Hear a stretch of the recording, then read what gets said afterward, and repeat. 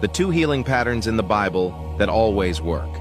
When people followed these two simple patterns, healing always came. Let's uncover them.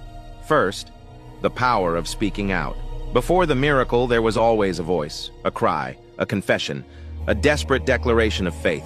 When blind Bartimaeus heard that Jesus was passing by, he couldn't see, but he could shout, "Jesus, Son of David, have mercy on me!" The crowd tried to silence him, but faith never stays quiet. He cried louder, and that cry stopped Jesus in his tracks. "What do you want me to do for you?" Jesus asked.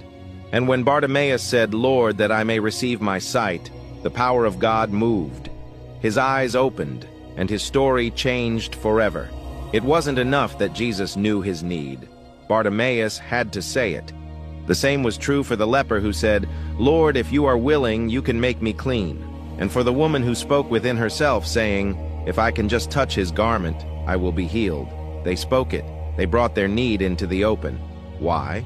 Because heaven responds to honest confession. You cannot heal what you won't reveal. And faith that stays silent is faith that stays stuck. Second, the power of believing deeply. But speaking alone isn't enough. Many cry out in pain. Few speak in faith. The difference? Belief.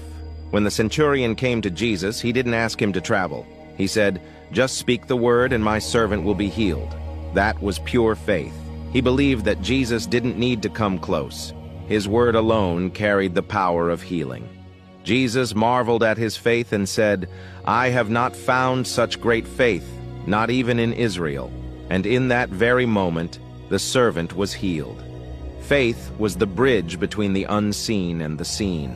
The woman with the issue of blood wasn't healed because she touched Jesus. Crowds touched him that day. She was healed because she believed in her heart before she ever reached out with her hand. Jesus told her, "Daughter, your faith has made you whole." That's the second pattern. Believing deeply, not hoping vaguely, not wishing blindly, but believing firmly that Jesus can and Jesus will. The secret behind every miracle. Look through every healing in the Gospels, and you'll see it. First, they spoke out their need. Then they believed in his power. That's when heaven moved. That's when chains broke. That's when the impossible became possible. Faith speaks, and faith believes. It's never just one or the other. It's both, working together like lightning and thunder.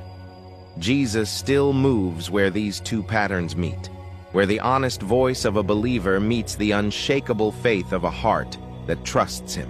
So if you're waiting for your miracle today, ask yourself, have I spoken my need to him? And do I truly believe he can do it? But here's a question that stirs the heart. What happens when you've spoken in faith, when you've believed deeply, and the healing still doesn't come?